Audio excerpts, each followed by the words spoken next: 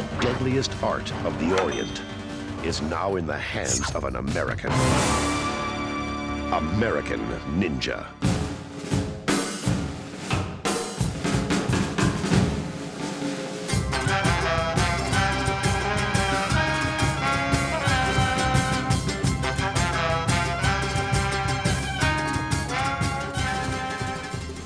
Welcome to Amusing Jews, where we celebrate Jewish contributors and contributions to American popular culture.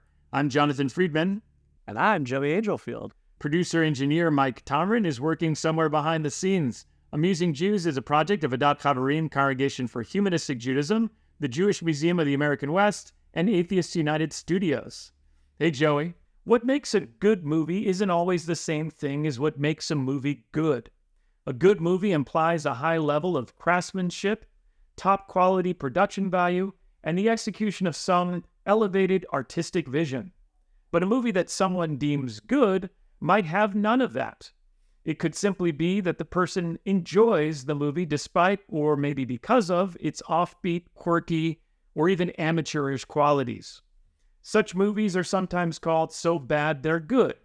But as a lifelong fan of so-called bad movies, and as someone who enjoys these movies unironically, I just call them good. Our guest today is responsible for a number of classic films that the aggregated critics at Rotten Tomatoes tend to dismiss, but people like me sincerely adore. We're thrilled to chat with Sam Firstenberg, an independent film director best known for his work with Cannon Films, including Breakin 2, Electric Boogaloo, and the American Ninja series. Sam, welcome to Amusing Jews.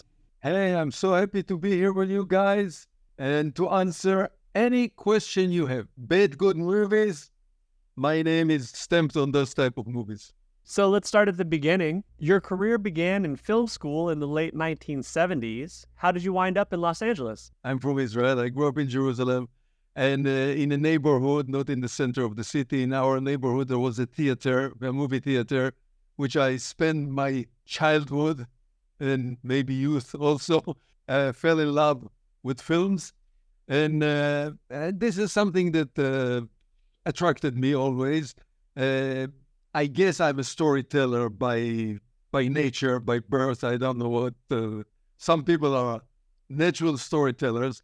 I knew that I wanted to be involved in this field, in this kind of thing, that you're making stories with big images on huge screen.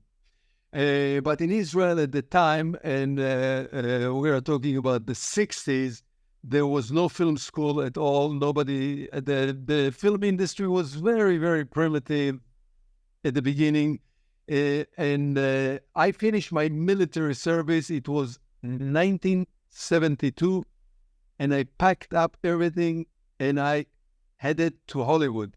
I love American cinema. I'm not a big fan of European cinema, artistic cinema, expressive cinema, experimental cinema. None of this. I like Hollywood, Westerns, James Bond. That's what I like. So I came to Hollywood with this purpose of going to school, studying, and learning how to make movies. It was 1972.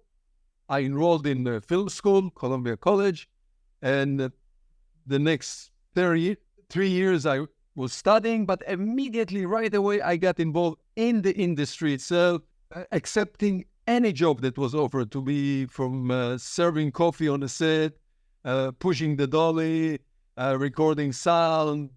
And this was my beginning in this business. So did you find that working in all the different levels leading up to being a director was helpful once you finally got to have that director position because you knew sort of what everyone was doing around the set? Definitely so. It had to be said that you can be a film genius without studying one day and without working in anything else. Just go and be a director, and for some reason you're James Cameron and you're a genius and you're so brilliant that you make fantastic movies. Okay, that's one way. But I do believe that going to film school, studying the different aspect, technical aspect of filmmaking, as well as theory, as well as the aesthetics of film, as well as history of film, really enrich you as a cinema lover, as a person who loves cinema. And definitely, once the director, eventually reaches the top of the pyramid of filmmaking, which is the director, the one who makes the movie, who creates the movie, and knowledge, a good knowledge of all different aspects of filmmaking, will it be lighting, cinematography, editing, matching music to picture. Every one of those aspects is a necessity. You cannot without it. So either you went to school or you didn't went to school. You worked in small jobs or you didn't work but eventually you have to know all those technical aspects, including, I believe, as well as the history of cinema, how it evolved to this point, and some theories, aesthetics, theories of different type of cinema. And eventually any director, either you went to school, didn't go to school, worked, or he's knowledgeable with all this area. So to answer your question, my belief is yes. Being versatile with all the different fields of cinema, movie making helps one to become a good director, a director that can put together a movie. How would you describe Canon Films, and how did you get involved with the maverick Israeli-American filmmakers Menachem Golan and Yoram Globus, who made Canon Films the incandescent force that it was? Menachem Golan was a very famous Israeli director, even when I was a high school kid. And he produced and directed many famous movies in Hebrew in Israel, so he was recognizable by almost everyone, including by me. As I told you, I came here, when I say here, to Los Angeles, to Hollywood, 1972. I started to go to school, and then by chance, I met Mr. Menachem Golan in Hollywood. He came here to produce a movie. The name of the movie was Lepke with Tony Curtis. I never met him before in Israel or any place else. This was the first time I met him. So I introduced myself. It was in a party. He told me what he's doing. He didn't have to tell me. I knew. And he told me he's making now a movie here in Hollywood. I asked him, can I come and work with you? I was a film student. What do I want to do? I want to work in a movie. And he accepted. He said, yeah, please come work with us on the movie. And I started to work at this movie. My first job was basically serving coffee and moving chairs, basically. But immediately I fell in love with it. I fell in love with it when I started to go to school. I knew that I belonged to this profession. So that's how I met him. And his partner and cousin, Yoram Globus. Menachem Golan, Yoram Globus were partners and cousins and partners. And they had a company. It was not a Canon Film. It was another company. And I started to work with them, even after the end of the production of the movie. I was in the office. I was the runner in the office. They produced other movies, The Four Deuces with Jack Palance, Diamond with Robert Shaw. And I have moved up in the echelon of making movies, let's say, from coffee server, art department, etc., many other jobs, until I became an assistant director working for them. Then I decided, it was 1979, I decided to go back to school, to graduate school. I was 5 years assistant director. I was tired. I didn't want to be assistant director. It was not what I saw for myself. And I came back to Hollywood, and I went to Loyola Marymount University here in Los Angeles, in Westchester, again to film school, graduate school. And while I was in school, 3 years, let's say, if I remember, I directed a movie, a full feature movie that I wrote. It was called One More Chance. It was the first part that Kirstie Alley, the actress, ever played in a cinema. Then she became a big star. And and I made this movie. At the same time, Menachem Golan and Yoram Globus, which always had this dream about going to Hollywood, making movie in Hollywood, they acquire a company, a small company that was called Canon Film. It was a New York East Coast company, mainly a distribution company, sales company. They made the small movies. It was a company. But they took over the company and they immediately moved it to Los Angeles. I finished the movie. I was stuck. There was not enough money. I didn't have enough money to finish the movie. And a movie needed distribution. It was a full feature movie, 90 minutes.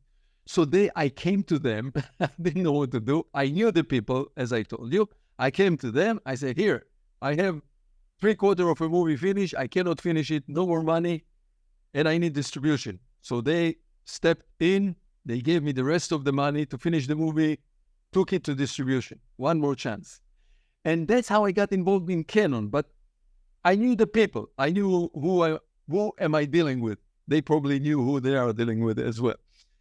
and this movie was completed while they were making this, while I was still busy in the editing of this One More Chance. This company made a movie which was called Enter the Ninja. This was a martial art movie that actually nowadays we know is revolutionary because they took a subject, ninja, which is a subject that is part of the Japanese mythology. It was not introduced to the Western world in cinema term yet, and they took this subject, ninjutsu, ninja, and they introduced it to the Western world, and they made this movie, and the movie had a moderate success, so, okay, they wanted to do a sequel immediately, naturally for a Hollywood company, but the first movie was directed by the head of the company, Menachem Golan, which is also a director, and he didn't want to direct the second movie. He was probably busy with the company. The company was growing, they were growing. And they offered me, they said, would you take the reins? Will you go and direct the sequel movie? So that's how I got involved in Canon Film. To the second part of the question, what was the experience in working for Canon? So Canon became eventually a crazy company. The biggest independent, it was in the 80s. In the 80s and kind of the beginning of the 90s, or I would say through the 80s, through the 1980s, became the biggest independent film company in Hollywood. At some point, they were producing like 30 movies every year. It became a madhouse. Maybe because of this, or maybe for other reason, maybe because they trusted me. The company, let's say that the bosses, the people on top, the producers, the head of the company, they did not bother me while I was making movies. I proved to them probably that I am okay with the type of movies that they want. And the name of the movie that I first directed with Shoka Sogi was called Revenge of the Ninja. The movie was picked up by MGM for distribution, got a pretty good distribution for an independent low-budget movie, made the company, the head of the company were happy. So they did not bother me for the rest of the years that I worked with them. They gave me a script, go ahead, make the script. I didn't hear from them until the movie was ready. And so I was very lucky. I know that there are many stories about the company with money, not paying salaries and etc., cheating. I didn't have any problem. I was always paid in full. Thank God I didn't have to. I cannot complain about the money. I cannot complain about the creative side of it. But Canon had a specific type of movies that they made and sold. They did not make Kramer versus Kramer, So they knew what they were making. Actually, here and there, they made some artistic movies because of other reasons. But mainly, they made action-oriented movies. Chuck Norris, Charles Bronson, Jean-Claude Van Damme, Michael Dudikoff. And those are the type of movies they sold around the world. So I, as a director, feeling a sense of responsibility, I stayed with the frame of Canon. I did not stray away from what they expected, the type of movies they expected. So no matter what my artistic inspiration were, whatever I wanted to make, let's say, I still stayed with the Canon style, with the Canon image, the Canon way of making movies, and it worked. Mutually, it worked good for them, for me. We were happy together. I just rewatched the other day American Ninja, which is a very well-done movie. It's entertaining from beginning to end. It's super enjoyable, great scenes, kind of classic lines in there as well. And I just want to say that Michael Dudikoff is underrated as an action star. In those days, in Canon Film, including other companies, we are talking about the 1980s, from the beginning, going through the 1980s and the beginning of the 1990s. This was the time of the explosion of the home video market. So if you guys don't remember, you heard about it. In every corner of every neighborhood, of every block, there was a little store or a big store renting out movies. This was the model. So the studios, this was the beginning of the explosion. People had the VHS machines at home. They went to the store in the weekend. They rented out 6 movies, took home. They saw the movie, brought it back. And the companies sold those copies of cassette to the rental stores for, it was like $80, $100 each. So people could not afford it, but the shop did. And the independent companies made good money. Now, the studios, at the beginning, they didn't realize what's happening here, because the studios had a specific formula. The formula was they make big movies. The movies open in theaters, which they control one way or another through either they own the chains, the theater chains, or they had contracts, and so they controlled it. So this was the model for studios. They make a movie, they open in theater, later they sell it, and then 9 months later they sell it to TV for the movie of the week. In the airplanes, airlines, you see the movie in the airlines. So this was the model. And then for them, this home video market was like a ancillary market, was something at the edge of the Hollywood, at the edge of the marketing, all the way out there at the fringes. The independent companies saw it differently. They saw the money is right here in the video. So this was the engine that motivated the independent company, including Canon Film. Now, because there was money, relatively, there was money, the type of movies that we made, we call them low-budget movies. But today we know, in retrospective, that they were not low-budget, they were medium-budget movies. What is called today, today we call it medium-budget movies. And so that's why, we had enough money to do whatever we wanted. We had 8 or 9 weeks of shooting, 6 days. That's pretty luxury. Studios had 16 weeks of shooting per movie. But 8 weeks, 9 weeks was pretty luxury. 6 days, 12 hours every day. And everything we needed, we got in terms of effect, explosions, cars, stunt people, the thing that costs money. So what you are mentioning about American Ninja, as well as Revenge of the Ninja, as well as Ninja Twisted Domination, as well as American Ninja #2, or even the movie Breakin 2 Electric Boogaloo, was not a cheap movie. We had all the resources, everything we needed to do this type of, and we know it today. Back then, we didn't know. We thought that we were making the cheapest movies in the world. So that's why they look pretty good. I was just in Germany last week. In Germany, in a screening, there was a screening of American Ninja 1 and American Ninja 2 in theaters, 4K resolution transfer, fantastic quality resolution on a big screen.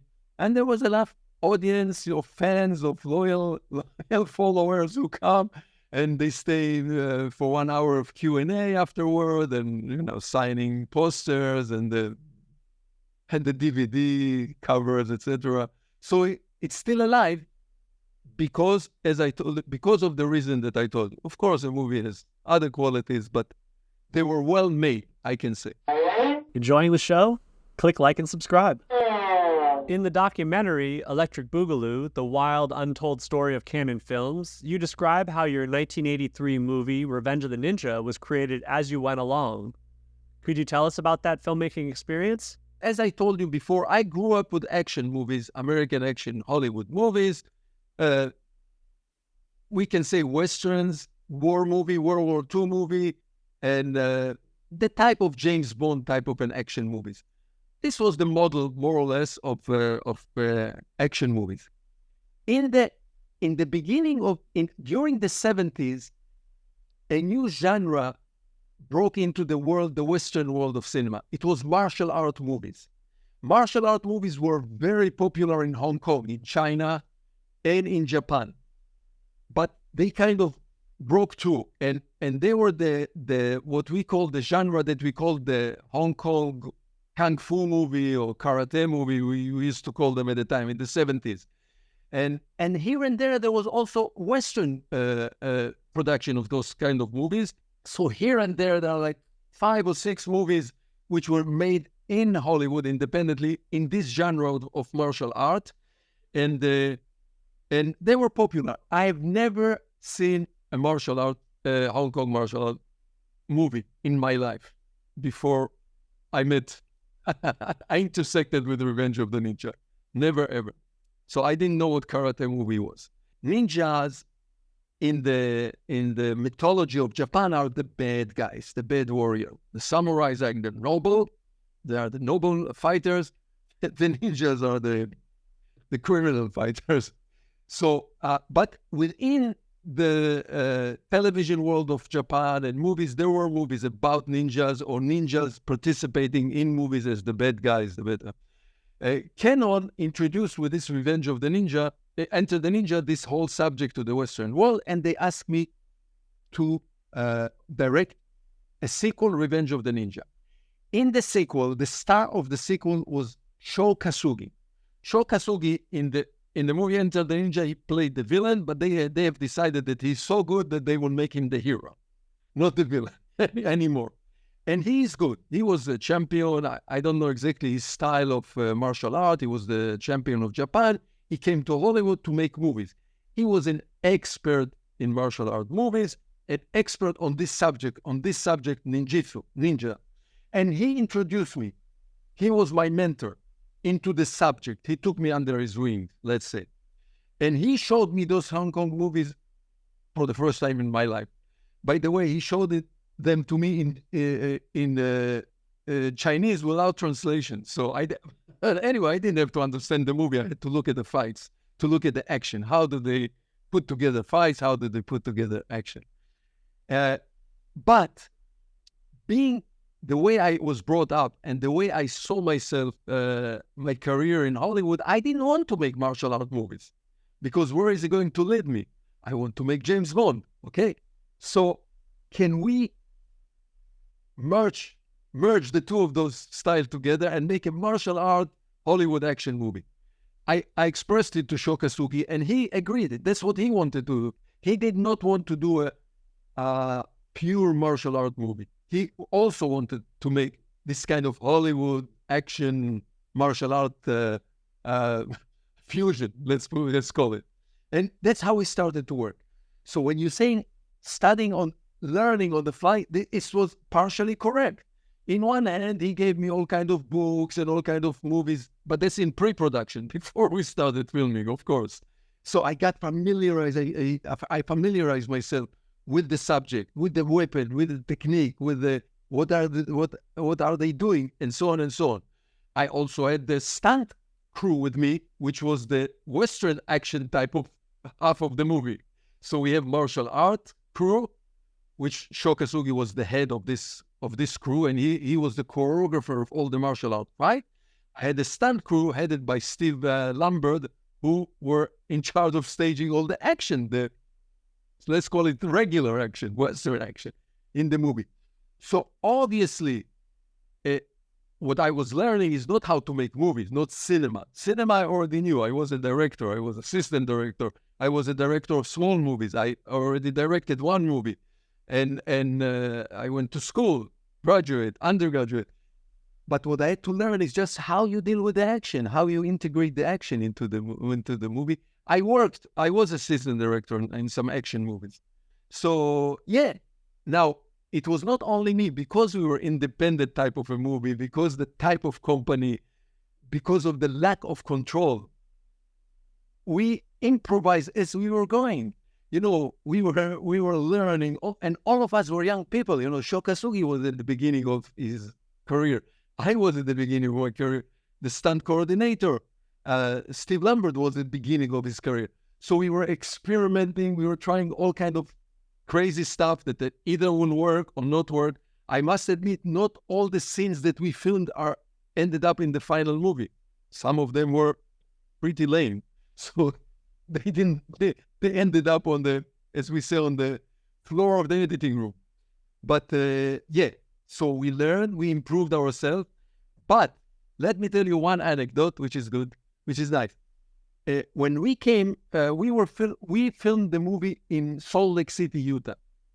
The offices were in Los Angeles, the company offices, and the editing room was in Los Angeles, in the offices.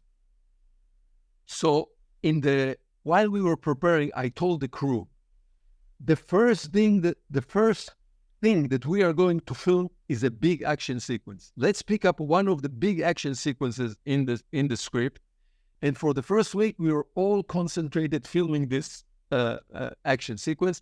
And the material was going every night back to the offices in Hollywood, to the editor, and editor kind of put it together, what we call the rough cut.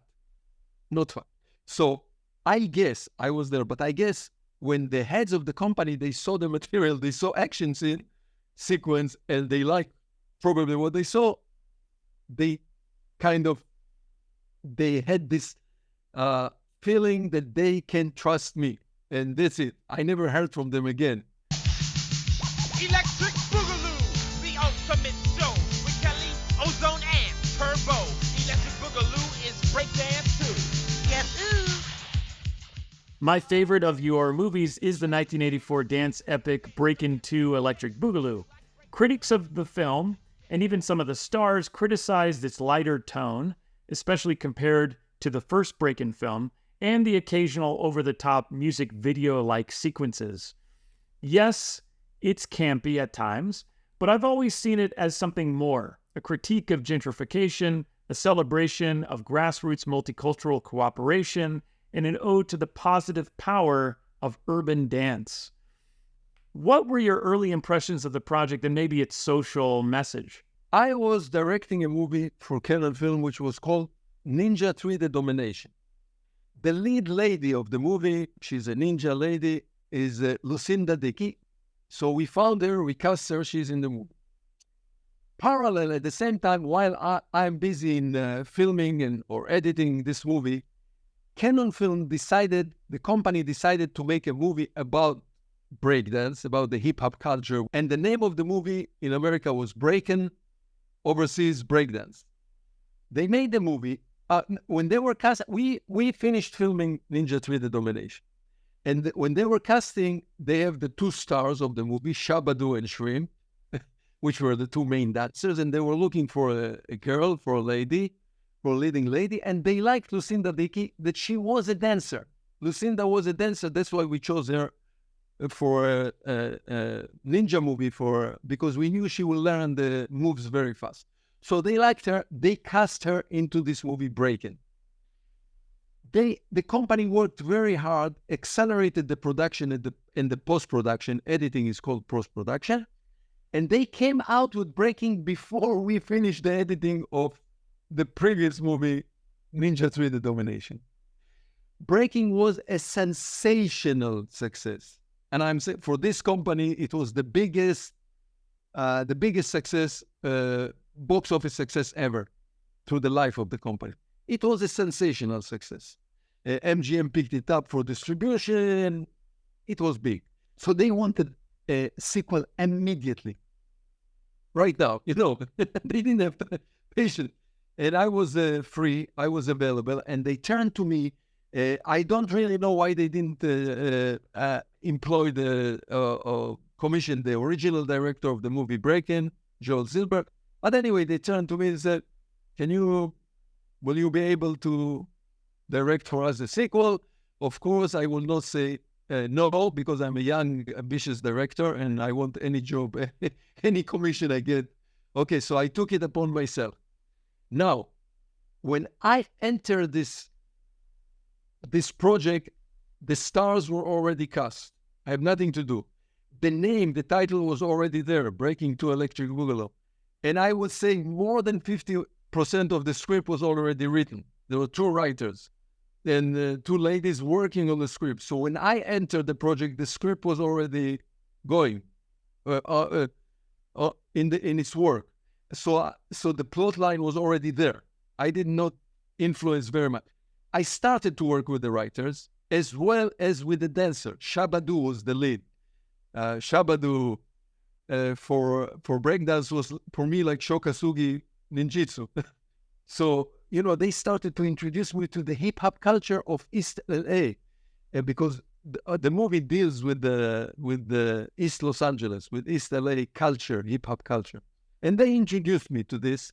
There was, of course, choreographer. Billy Goodman was the choreographer, and the writers are writing. So I got involved, but the theme, the idea that they're making this kind of movie about saving a cultural center, fighting the city hall, all those elements were already there. I did not change it. I couldn't change it. It was not in my power to do anything. I didn't want to change it. Of course, I wanted to do a Hollywood musical, a Hollywood dance movie because I grew up on Hollywood musicals. King and I, whatever, any one of them, Sound of Music, any one of them. And so we didn't have time as we were working. We didn't have, and also we were convinced that we are making a low budget movies that will not survive the test of time. This is a movie for 1 year. You know, people will see it 1 year, video, VHS, video cassette, later on DVDs, and that's it. The movie will disappear. We didn't think that we are doing anything special. You know, dispensable movie. A movie that will be used 1 year and disappear. So we didn't spend time thinking, energy about this sociological level of the movie that you are mentioning. In retrospective, we can see it. And it was there. Maybe, you know, writers, directors bring into any movie many elements of their own childhood, their own life, their own belief, their own philosophy and ideologies, even if consciously or subconsciously sometimes. So it went in, maybe the two writers, maybe myself. I grew up in a multicultural environment when I was a little kid, very much like this. And all of this came in.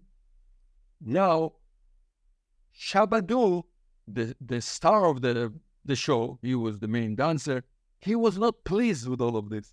He wanted a movie that will emphasize the social injustice in the neighborhoods. That's what he wanted. But it didn't come out like this. The movie ended up, either consciously or subconsciously, as a Hollywood, you know, Mickey Rooney type of a movie. Judy Garland, Mickey Rooney type of a movie. Okay, everything is beautiful, everything is fine. We can fight City Hall. But there is the underlying current of the subject of exactly what you're talking about, pushing the original people of every neighborhood out of the neighborhood to make money, capitalism. So there are elements, and the more with the years after the movie was done, and it is over the top and this wonderful color of hip hop. Also remember, at the moment when we made this movie, this was very in. All of those stuff, the fluorescent color, Ice-T going crazy on the stage. At the time it was in. It was later. Suddenly it fell out of favor. Suddenly people say, 5 years later, wow, this movie is too naive. It is a naive movie, by the way. But it's too naive. What is this, all this fluorescent color? This is not, it is not real to the neighborhood. It's nothing to do with reality. It's fantasy. But the pendulum swung back. And nowadays we see it again in a different, we say, wow, in a nostalgic way. Yeah, that's pretty cool. All those neon color, the dancing, the undercurrent subject that is into the movie. Now, of course, it's not heavy. It's as you say, it's in the background. It's undercurrent, but it's there. Now, one anecdote. I like to tell anecdotes all the time. I didn't see Shabadoo for many, many, many years. I didn't know that he was not satisfied with this movie. I never knew. He never expressed himself on the set. He was working. He did his job, whatever, helping me choreographing, helping me with the hip-hop culture, with the neighborhood, with the many, many fans that came every day to the set. And he had around him a group of dancers all the time, every day, like 20 dancers were with him all day. And you see them in the movie all the time. And years later, I didn't talk with him many years. And years later, the movie went into production of Blu-ray. And the company that distributed the Blu-ray called me one day. I get the telephone call and say, we want to do a commentary track. You know, on the Blu-ray, they have the director commentary track in the background. I said, okay, I will do it. There's no problem. But we really, really have to bring Shabadu in because he is the man. I directed the movie, but he was the chief. He was the brain, you know, the wardrobe. He brought in so many elements into the movie. So they told me, we don't care. If you can find him and you bring him, okay. If not, you come by yourself. I launched a campaign. I was looking, who is his? I found his agent, and etc. And it was like 2 days, 3 days spent before the recording. I found him. I found his agent. And I sent the message. And they came back to me and they said, Shabadu will be happy to do it. When are we doing it? Okay, let's say we're doing it tomorrow. It was already very close to the deadline.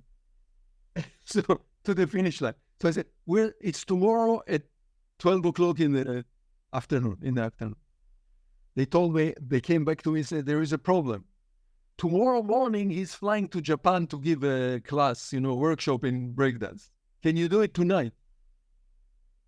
I called the studio, not the production company, not the company that produced the DVD. I called the studio because they already gave me the name of the studio where I'm supposed to be tomorrow morning, tomorrow, let's say afternoon. So I called the studio and said, listen, studio, so and so and so and so, can we do it tonight? I don't care. Whenever you finish, don't close the studio, 11 o'clock, 12 o'clock at night, let's do it. And I will bring Shabadu. They didn't care, Shabadu. But they were nice people, this recording studio. They told me, okay, we'll work overtime. 11 o'clock.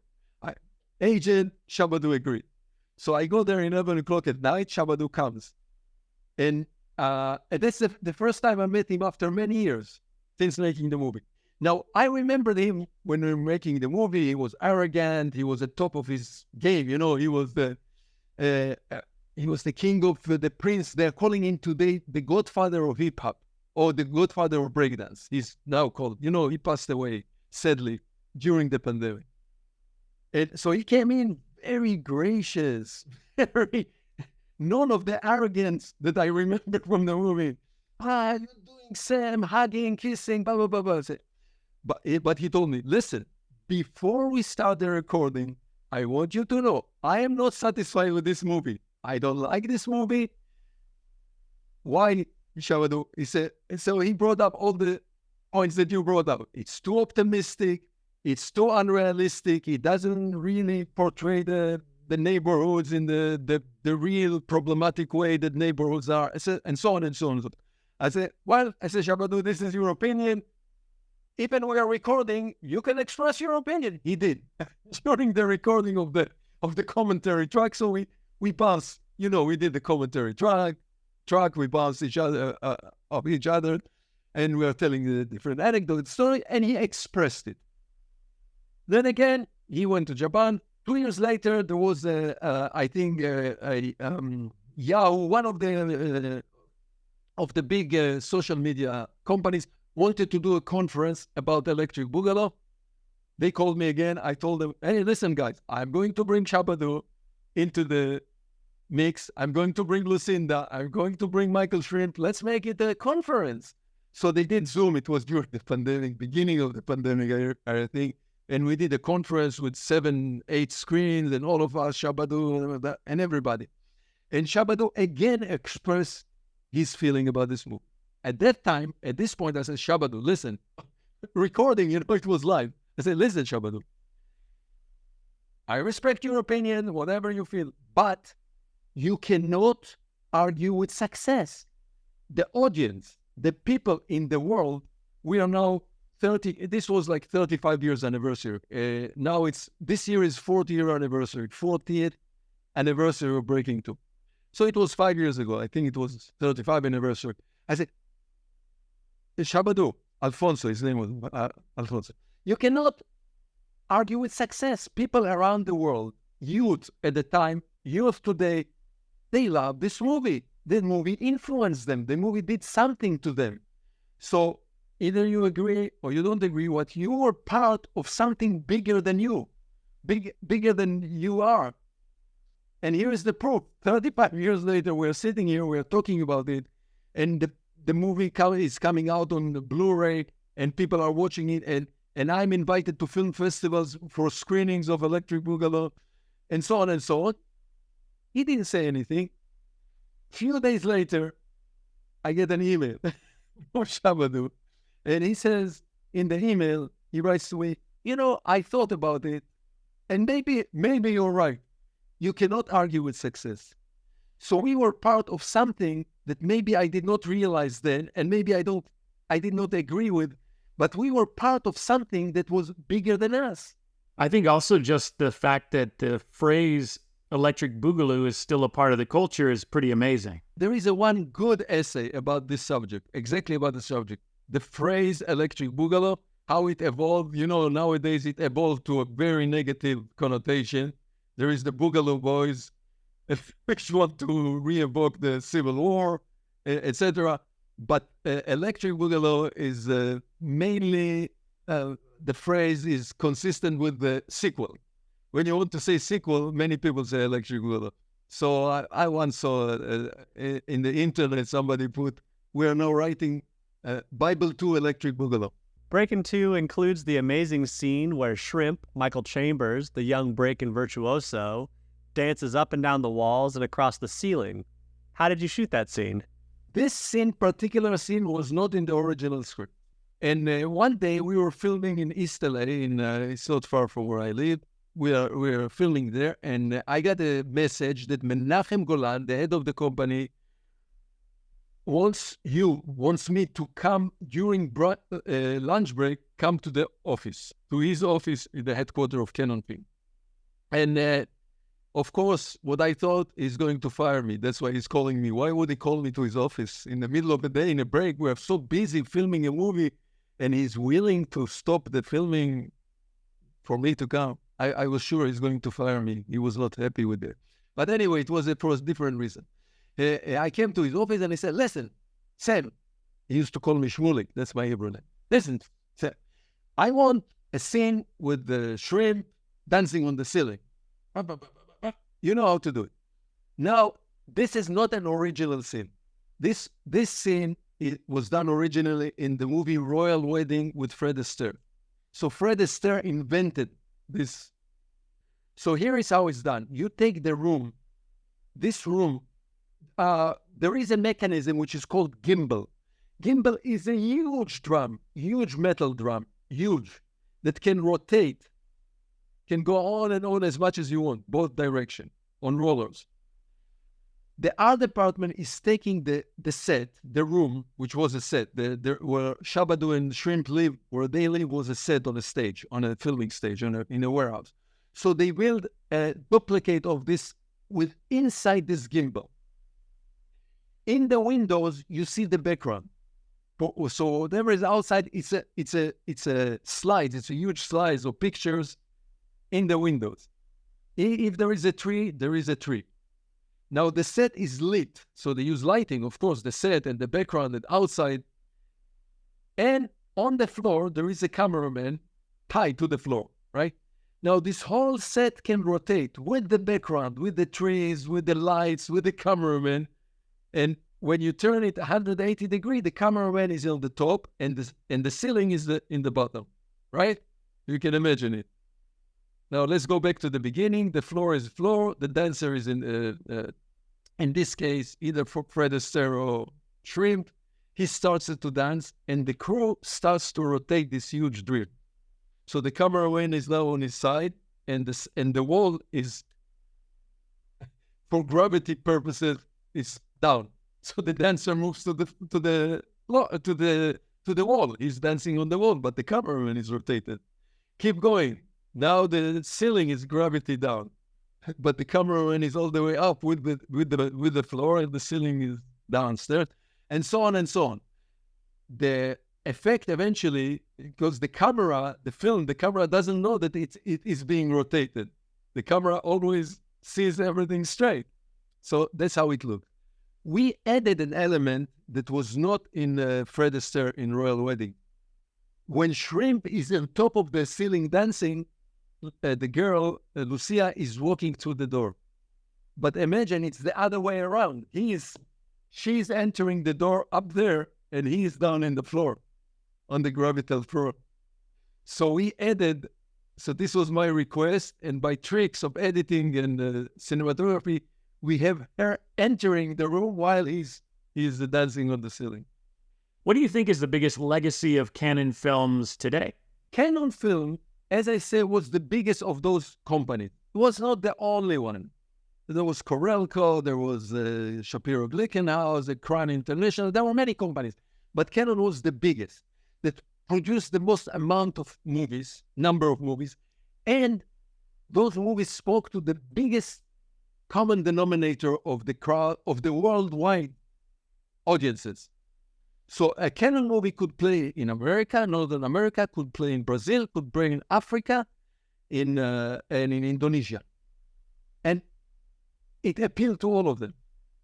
And the amount of films which are around from Canon created a legacy, as you say, created a legacy. And this legacy, there is something which is called in the universe of the internet, of the social media, it's called the Canon look. Now, Canon had, at the top of Canon, there was a man. His name was Menachem Golan. He was the visionary of Canon. The other cousin partner that you mentioned, Yoram Globus, was dealing with the financing of the company. Menachem Golan was dealing with the vision, with the type of movies that they will make. Now, here and there, they make a non-Canon movie. John Cassavetes made a movie, Love Stream, for Canon. This was not a Canon movie, not typical Canon movie. But most of the Canon movies, let's say 80% of them, stayed within the lines of what Canon was doing, which was the vision of the head of the company. So this is nowadays called the Canon look. Now, I will tell you, in my opinion, the best movie Canon ever made in Canon, which they made more than 400 movies, was Runaway Train with John Voight and Eric Roberts. This is a great movie. It's not within the Canon genre, but a little bit, but not really. It's a philosophical movie about people on the train. But the vast majority of the movies that they made were Chuck Norris movies, Missing in Action, Delta Force, the Death Wish series movies with Charles Bronson, the American Ninja movies with Michael Dudikoff. And this is the main group of the movies that they made. So action was the thing. So this is what Canon left behind. There is something which is called today a chunk of Hollywood history, which is called the independent, low-budget genre movies of the 80s and the early 90s. And this is recognized today in the history of Hollywood. And this is one slice of the pie of the history of Hollywood. But Canon was the epidemic. Canon was symbolized this group of movies. In this group of movies, you will find also the movie Terminator. This is part of it. But Canon, as a mess, is the face of this group, and this is the legacy of Canon. The biggest legacy of Canon is the logo.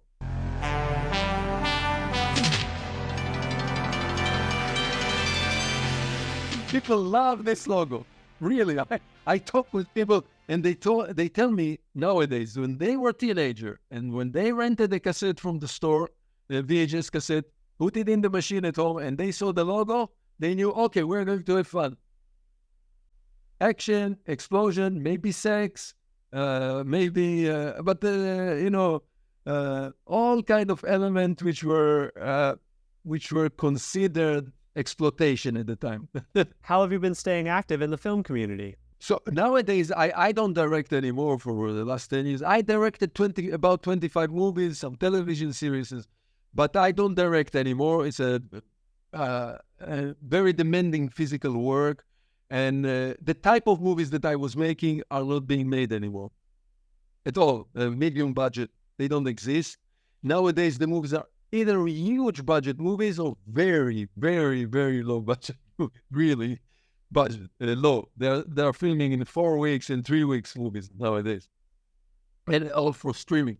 So I'm not in the directing business anymore, but I dedicate a lot of time to the preservation of the legacy of.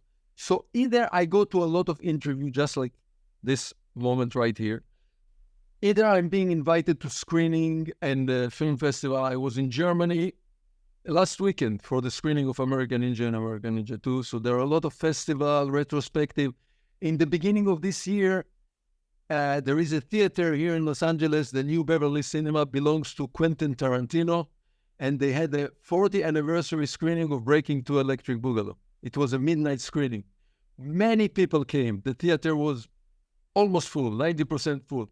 And a lot of the dancers and the people, I brought in Lucinda, Dicky, and Shrimp, Michael Shrimp. Shabadu, sadly enough, passed away, as I told you, but I brought in his son, came to the screening. It was fun screening. So I'm involved in this, including people written interview and books. Here is one book that was written not long ago, Stories from the Trenches. Marco Siedelman wrote this book. I cooperated with him for 4 years to write this monstrous book. I do the best I can to preserve the legacy of them, of all of us, of this group, of this type of movies, including I have my own Facebook and Instagram, and I post all kind of whatever anecdote and incidents which are popping up, screenings. I'm involved now in reconstructing 2 of the movies that I directed. One of them is called The Riverbend, a movie that was lost, and we found the print and we are reconstructing it. And another movie which is called American Samurai that was altered in a major way, and we are bringing it back to the so-called director cut. So that's what I do in the movie business. So I did not abandon the movie business, but I don't direct anymore. Thank you so much for joining us, Sam. This was awesome. It was very nice to be with you. Thank you for letting me be on your show. I hope everybody enjoyed it. And to our audience, now back to your regularly scheduled lives. Amusing Jews is here to amuse you. If you like being amused, go ahead and click like and subscribe.